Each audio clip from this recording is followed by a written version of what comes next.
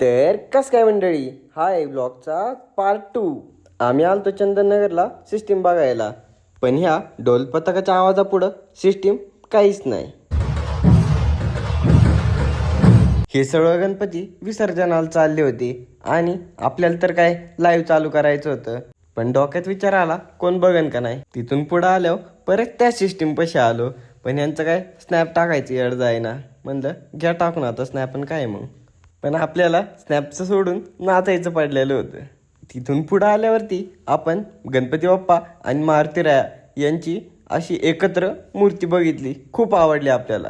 कोणती सिस्टीम आवडू नाही तर नाही आवडू, पण यांचं तर काहीतरी वेगळंच होतं. अख्ख्या सिस्टीम पुढं कापूर पेटवले होते.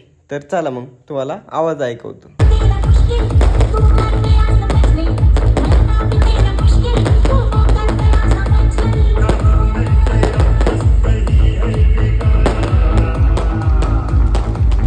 चंदननगरचा सिस्टीम बघून झाल्यावर आम्ही डायरेक्ट आलो रामवाडीपाशी. तिथून डायरेक्ट बसलो मेट्रोमध्ये. प्रणवून लावलं फोन चार्जिंगला आणि आम्ही निघालो होतो मनपाला.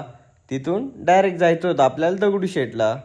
मग काय, मेट्रोतून खाली आल्यावर डायरेक्ट केलं तिकीट स्कॅन आणि डायरेक्ट निघालो आपल्या गणपती बाप्पाकडं. 7वा दिवस होता, त्याच्यामुळे भरपूर गर्दी होती, पण शनिवार रविवारपेक्षा तर कमीच होती. गावातले कार्यकर्ते लाईनीला लागले आणि काय बिनपावलू चालतात ढकलत पोचले गणपती बाप्पापाशी.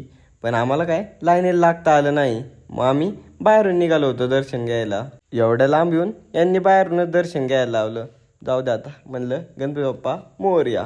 तिथून सगळे गणपती केलेच, पण खास आवडलं ते निंबाळकर तालीम मंडळाने आयोजित केलेले हे कार्यक्रम.